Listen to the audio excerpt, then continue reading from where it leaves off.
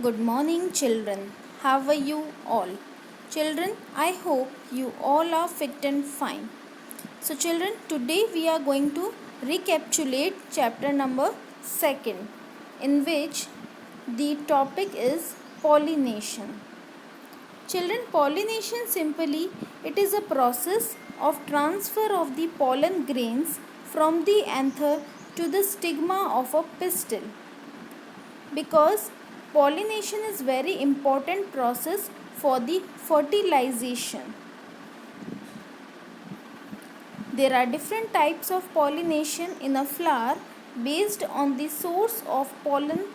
Pollination is three types. Children, you can see in this picture that first is the autogamy. Autogamy means the self pollination, when the pollen grains of the same flower is transferred into the stigma of the same flower, means the flower is same, then it is called the autogamy. Second is geitonogamy, in which the plant is same but the flowers are different.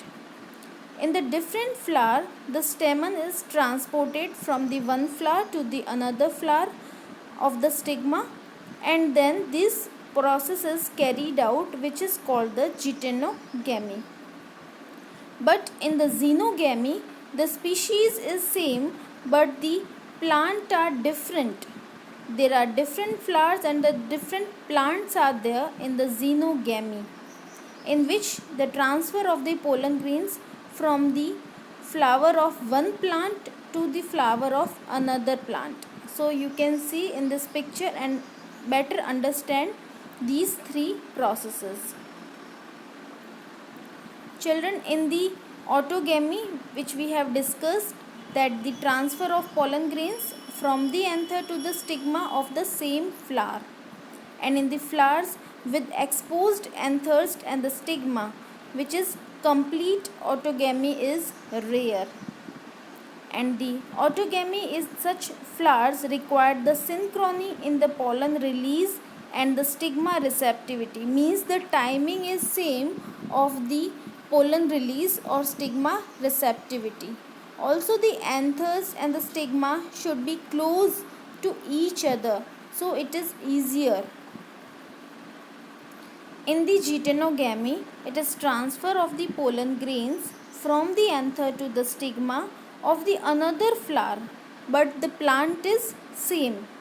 Yes, it is functionally cross pollination involving a pollinating agents, but it is the genetically similar to the autogamy, because the pollens come from the same plant, so it is the genetically similar. But the xenogamy is the transfer of the pollen grains from the anther to the stigma of the different plant. The plant is different and it brings genetically different pollen grains to the stigma.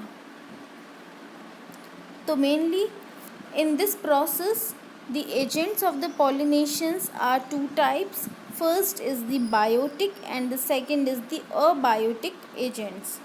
In the biotic agents, the pollination carried out by the help of insects, birds, bats, primates, reptiles.